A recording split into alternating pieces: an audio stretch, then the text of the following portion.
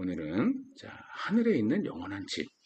자, 우리가 알고 있는 하늘에 있는 영원한 집과 오늘 이 사도 바울이 이 고린도 전서에서 말씀하시고 고린도 후서에서 말씀하시고 있는 그 영원한 집이 아주 개념이 달라요, 여러분들.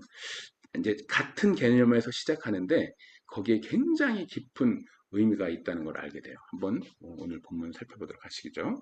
고린도후서 5장 1절입니다. 함께 봉독하겠습니다.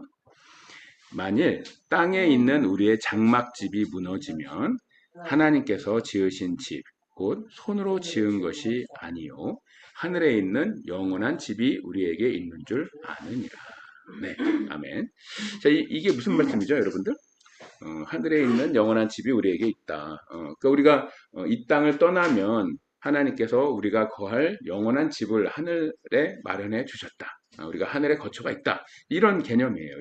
일단은 1차적으로 그런 개념이에요.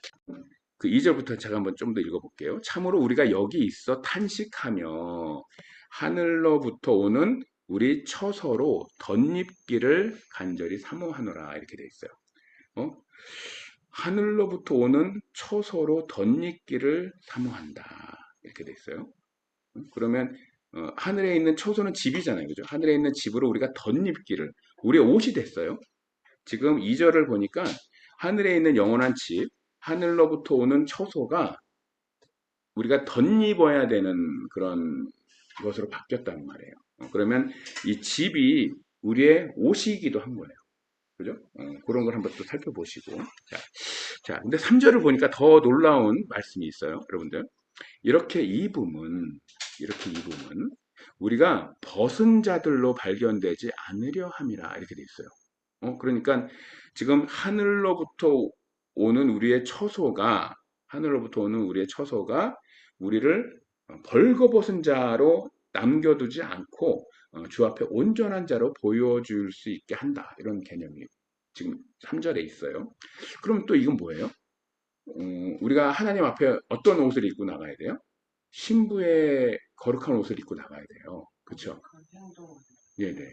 그래서 그러면 우리가 하늘에 있는 영원한 집이 하늘로부터 오는 우리의 처소이고 그 다음에 우리가 그 처소를 덧입음으로 해서 벗은 자로 발견되지 않는다. 우리의 거룩한 옷이 된다. 신부의 거룩한 옷이 된다. 이런 개념이에요. 놀랍죠? 계속해서 개념이 조금씩 변하고 있어요. 자, 4절에 볼게요. 참으로 이 장막에 있는 우리가 짐진 것 같이 탄식하는 것은 이렇게 돼 있어요. 자, 장막에 있는 우리가 탄식한다. 이렇게 돼 있어요. 벗고자 함이 아니요 오히려 덧입고자 함이니 이렇게 돼 있어요. 그러면 자, 우리의 장막이 지금 현재 있는 우리의 장막이에요. 우리의 장막이 이 하늘로 오는 처소로 덧입혀져야 된다는 거예요. 그럼 이 장막이 뭐예요? 우리의 몸이에요. 우리의 몸. 그래서 죽을 것이 생명의 삼킨 바 되게 하려 합니다. 자, 만약에 우리가 하늘로부터 오는 처소로 덧입혀지지 않으면 죽을 것이 된다는 거예요. 그죠? 우리가 구원받지 못하면, 구원받는 자에게는 아까 우리가 사도신경에서 고백했듯이 무엇이 있어요? 부활과 영생이 있어요. 구원받지 못한 자에게는 뭐가 있어요? 우리가 흔히 알고 있는 것처럼 모든 사람은 당연히 때가 되면 세상을 떠나는 거야 하는 그 상황에 처하는 거예요. 사망에 이르는 거예요. 자, 그러면 원래 하늘로부터 우리가 구원을 받지 못하고 하늘로부터 오는 처소로 덧입지 못하면 어떻게 된다? 사망에 이른다. 그렇죠? 세상 사람들은 그것을 당연한 것으로 여기지만 우리는 사망이 끝이 되면 안 되는 거예요. 그러면 사망이 끝이면 구원받지 못한 거예요, 여러분들. 사망의 끝이 아니고 하늘로부터 오는 처소로 우리의 몸이 덧입혀져서 우리의 죽을 몸이 생명의 삼킨 바 되게 해야 한다 하는 거예요. 그렇죠? 그러면 이 장막은 뭐다? 우리의 몸이다. 우리의 몸인 거예요. 그러니까 우리의 장막집이 무너지면 그 뜻은 우리의 여기 지금 살고 있는 집이 무너지면이 아니고 우리가 살아가고 있는 이 육신이 그 기능을 다하고 생명을 다하면 일반 사람들은 그게 끝이라고 생각을 하죠. 그죠? 그리고 이 고인에게 이 평안이 있기를 기원하는 정도의 그런 기원을 갖게 되죠. 그런데 우리 믿는 사람들은 우리의 장막집이 무너지면 하나님께서 사람이 손으로 지은 것이 아니고 하나님께서 지으신 집, 하나님께서 지으신 집, 영원한 집을 우리에게 주신다는 거예요. 그러면 그게 뭐예요? 이게 영생을 주신다. 우리에게 부활과 영생을 주신다. 그런 말씀이잖아요. 그죠? 그러니까 이 땅에 있는 우리의 장막집은 우리의 몸이구나. 우리의 죽을 몸이구나 하는 것을 알 수 있어요.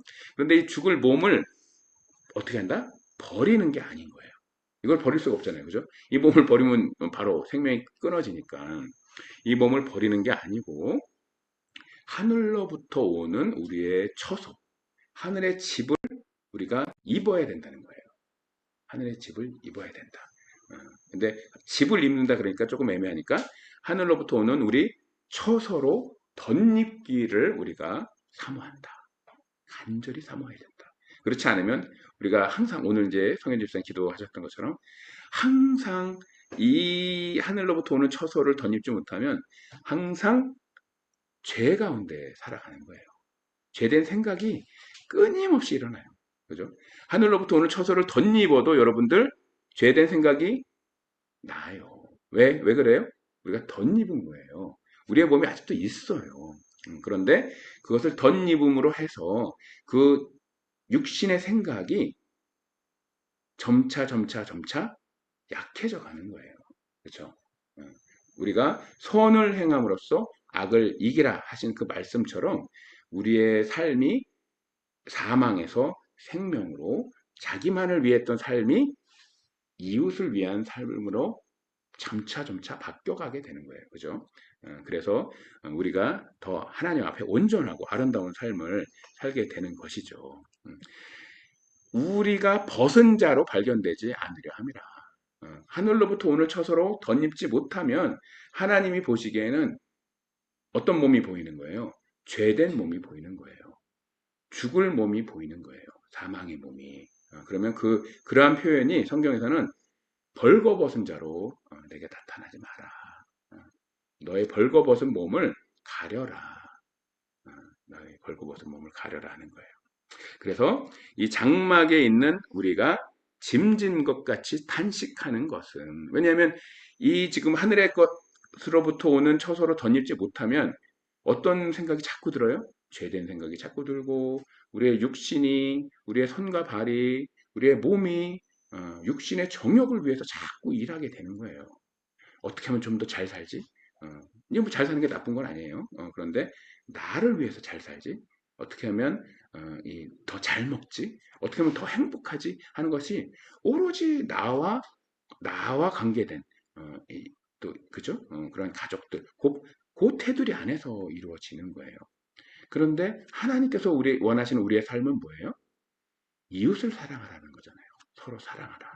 그 삶으로 나아가지 못하는 삶의 이 테두리 안에 갇혀서 이 땅을 살아가다가 하나님 앞에 나아가면 벌거벗은 자가 되는 거예요. 그래서 우리가 그러한 것을 알기 때문에 우리가 그렇게 약하고 우리만을 위하고 내 것을 자꾸 챙기다 보면 어떻게 돼요? 남에게 주지 못하게 되고 때로는 남이 가져갈 수 있는 것도 내가 가져오게 되고 막 이런 현상이 생기잖아요. 그래서 이 죄에 대해서 탄식하게 되는 거예요. 우리가 짐진 것 같이 탄식하는 것은 이 육신의 몸을 벗고자 함이 아니라면 이건 벗어질 수가 없는 거예요. 이걸 벗으면 우리의 생명도 끝이에요. 음, 마치 주님이 알곡과 가라지를 마지막 때까지 계속 두셔야 되는 이유와도 어찌 보면 비슷한 것 같아요. 그죠? 어, 가라지를 뽑다가 알곡도 잘못하면 뽑아진다는 거죠. 자, 우리가 이 육신의 몸을 벗는 게 아니고 그 위에 덧입어야 한다. 덧입어야 한다. 그렇죠? 이게 굉장히 은혜로운 말씀이에요, 여러분들. 왜냐하면 하늘로부터 온 것으로 우리가 덧입음으로 해서 이 덧입는다는 그 개념이 없이 하늘의 것이 나의 것이 되어야 한다는 생각을 가지고 있으면 내가 어떤 죄된 생각을 가지거나 이러한 것들이 너무도 부끄럽고 어떻게 할 줄 모를 것 같아요. 근데 덧입는다는 개념은 아직 깊은 속에는 육신이 있는 거예요. 그런데 그 육신을 하늘에서 내려온 것으로 덧입음으로 해서 제어하는 거예요. 여러분들, 제어하는 거. 음.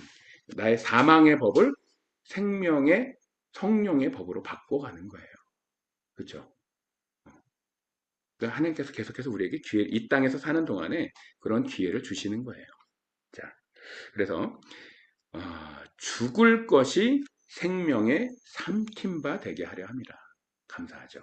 그죠? 죽을 것이 생명의 삼킨 바 되는 것. 우리가 그것을 사모해야 돼요, 여러분들. 자, 근데 그것을 우리의 힘으로 한다? 하늘로부터 내려온 초소는 뭐예요, 여러분들? 곧 이것을 우리에게 이루게 하시고 보증으로 무엇을 주셨다? 성령을 우리에게 주셨다. 성령을. 그러니까 우리가 마음에 사랑이 막 충만해야 그 서로 사랑하라 하는 말씀을 더 쉽게 행할 수 있잖아요. 그런데 성령께서 오시기 전에는 우리의 마음이 누구를 사랑해요? 나를 사랑하는 거예요. 나를. 그런데 성령께서 오시면 그때부터 우리를 사랑하게 되는 거예요. 우리를. 이웃을 사랑하게 되는 거예요. 여러분들 그 성령께서 임하셨을 때 그 기억나세요? 그 처음에 성령께서 막 임하시면 갑자기 세상이 막 아름다워져요. 세상에 이렇게 하루하루가 막 즐거워져요. 세상에 이 보이는 막 눈앞에 있는 사람들이 막 사랑스럽게 느껴져요. 놀라운 그러니까 그러한 것들은 우리가 지식으로 하는 것도 아니고 그죠? 우리의 어떤 논리로 하는 것도 아니고 그러한 감동을 주시는 거예요. 감동으로. 감동. 그러니까 성령의 감동으로 하늘로부터 오는 우리의 처소가 지어진 거예요. 우리의 몸에 덧입혀지는 거예요. 근데 그 성령의 감동은 누구에게 주시는 거예요? 믿는 자에게 선물로 주시는 거예요. 여러분들.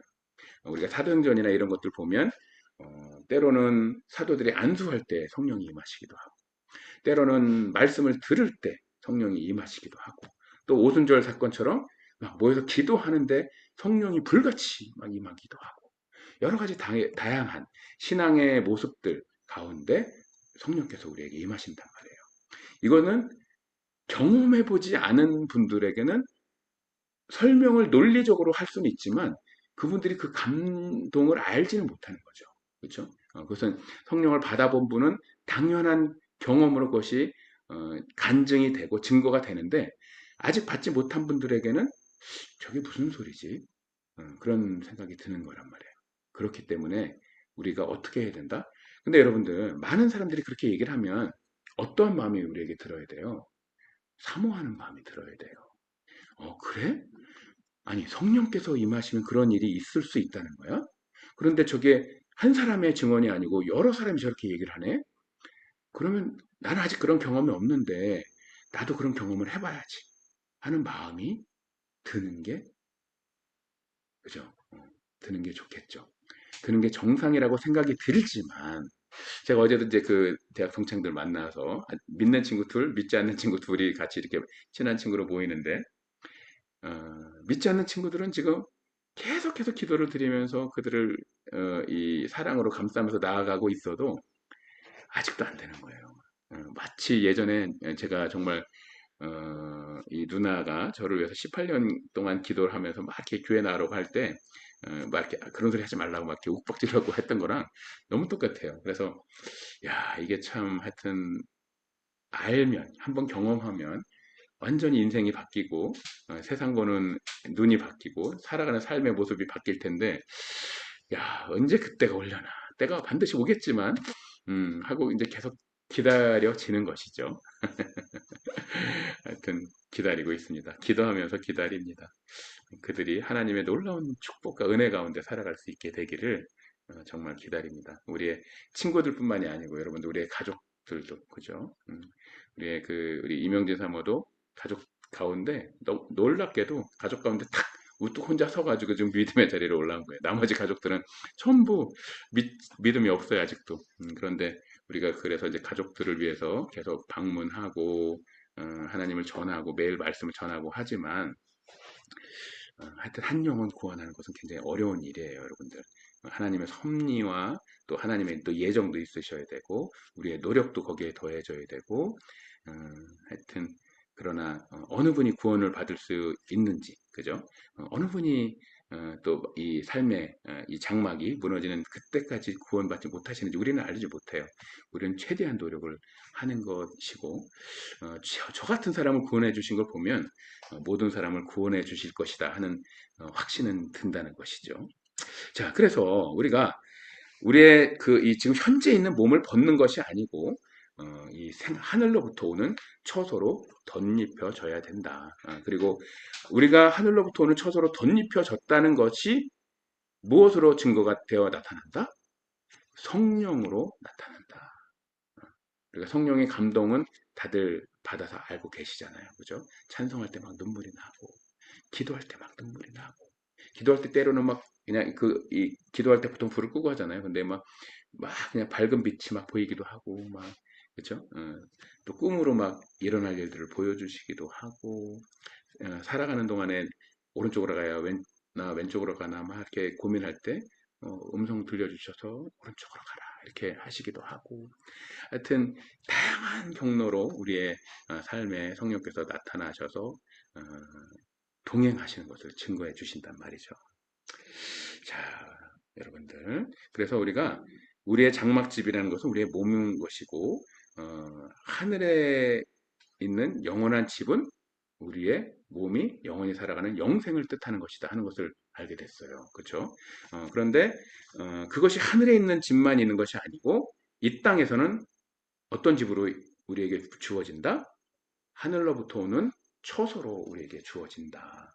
그러니까 하늘에서만 있는 것이 아니고 지금 하늘에서 내려온 처소를 우리가 덧입고 있는 거예요. 하늘의 집을 입고 살아가는 거예요, 여러분들. 할렐루야. 그죠? 이 땅에서의 집이 비싸요? 하늘에서 있는 집이 비싸요?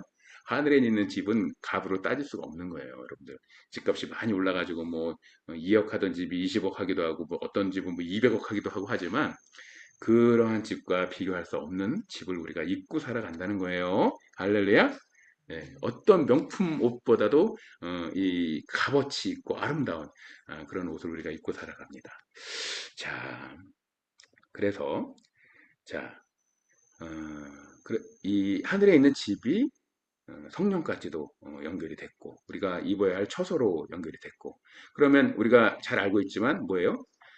그 신부가 입는 옷은 어떤 것이라고 그랬어요? 요한계시록에 보면 우리의 거룩한 행실이라고 돼 있단 말이에요. 그러면 우리가 성령을 받고 성령의 감동으로 서로 사랑하라는 말씀을 행할 수 있는 능력도 받고 그렇게 되면 그것이 결국은 우리의 삶에 뭐로 나타난다? 성도의 옳은 행실로 이어진다. 그죠? 성도의 옳은 행실. 그러니까 우리가 우리의 장막집이 무너지면 하나님께서 지으신 집, 손으로 지은 것이 아니고 하늘에 있는 영원한 집이 우리에게 있는 줄 아느니라 하는 이 말씀은 지금 우리가 이 땅을 살아갈 때 하늘로부터 오는 우리의 처소로 덧입혀지고 그 처소로 덧입혀진 것에 대한 증거로 성령을 경험하고 성령과의 동행의 삶이 시작되고 그러한 성령님의 도우심으로 우리의 삶이 변화되고 나를 사랑하던 사람이 우리를 사랑하는 사람으로 바뀌고 서로 사랑하는 사람으로 바뀌면서 성도의 옳은 행실을 행할 수 있는 그러한 모든 선한 일을 행할 수 있는 능력을 우리가 받게 되고 그러한 것이 결국은 또 무엇으로 된다? 그런 것이 결국은 하늘에 있는 영원한 집이 되어진다. 이게 우리의 그 하늘로부터 덧입혀진 이 옷이 하늘의 집이 되는 이유는 여러분 뭐예요? 실제로 모든 성도가 교회가 뭐죠, 여러분들? 교회가 건물이 아니잖아요. 그죠? 성도들의 모임이 교회예요. 그런데 이 성도들의 모임이 교회라는 이 개념이 그대로 하나님께서 우리 예수님께서 둘째 사망의 심판까지 다 마친 이후에 새 예루살렘이 이 땅에 내려왔을 때 그대로 적용이 되는 거예요. 모든 생명책의 이름이 기록된 구원받은 자가 무엇이 된다? 새 예루살렘이 된다.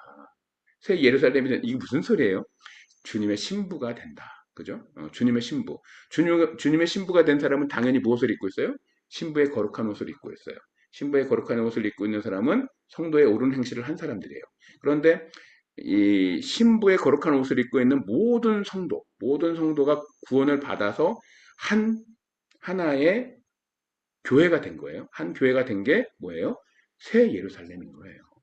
지금 우리가 알고 있는 이 성도들의 모임이 교회입니다 하는 개념이 모든 구원받은 이 신부의 거룩한 예복을 입은 이 주님의 이 성도들이 하나가 되어서 주님과 하나님을 경배하며 살아가는 그 삶이 우리가 이 모든 성도가 아름다운 교회가 된 최종적인 교회의 완성된 교회의 모습이 바로 새 예루살렘이다. 그런 거예요.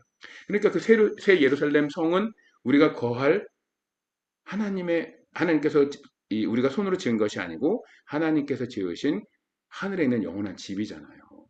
그러니까 하늘에 있는 영원한 집이 지어지는 그 방법이 우리가 입는 하늘로부터 내려오는 거룩한 처소인 거예요. 하늘로부터 오는 처소를 우리가 덧입은 것이 그 교회가 지어져 가는 그러한 원리였던 거예요. 그러니까 이 땅에서도 모든 거룩한 성도들의 모임이 교회가 된 것처럼. 그런데 모든 거룩한 성도가 되기 위해서는 우리가 무엇을 입고 있어야 된다?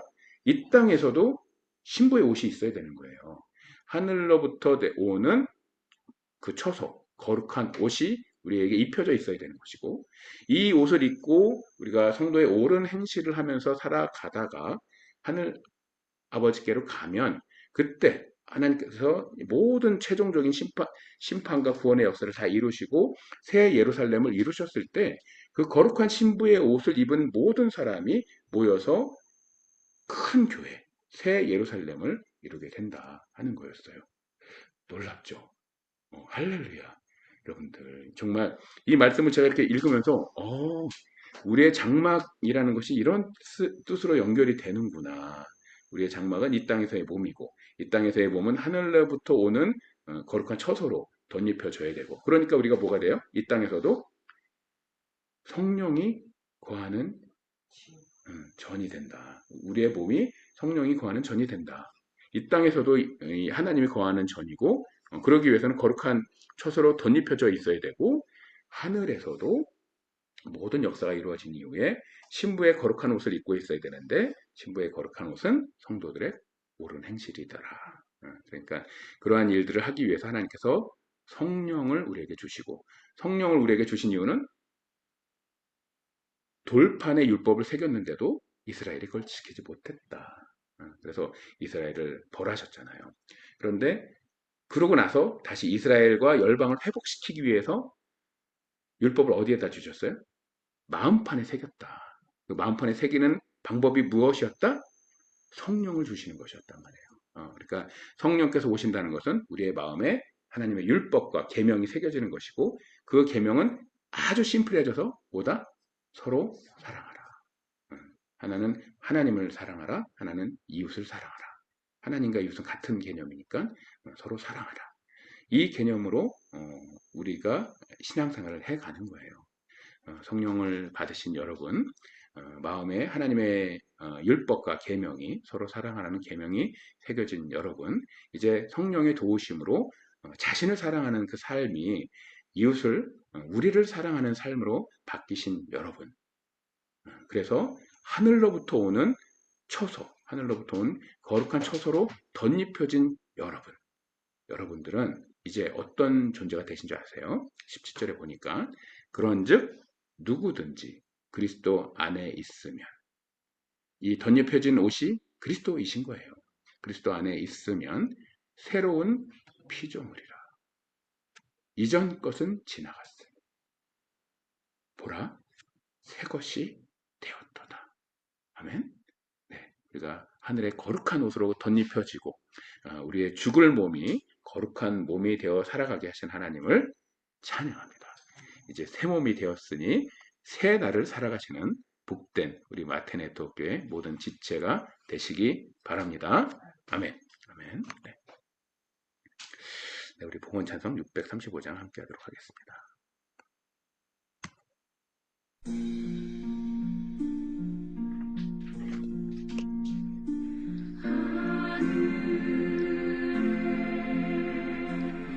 계시라고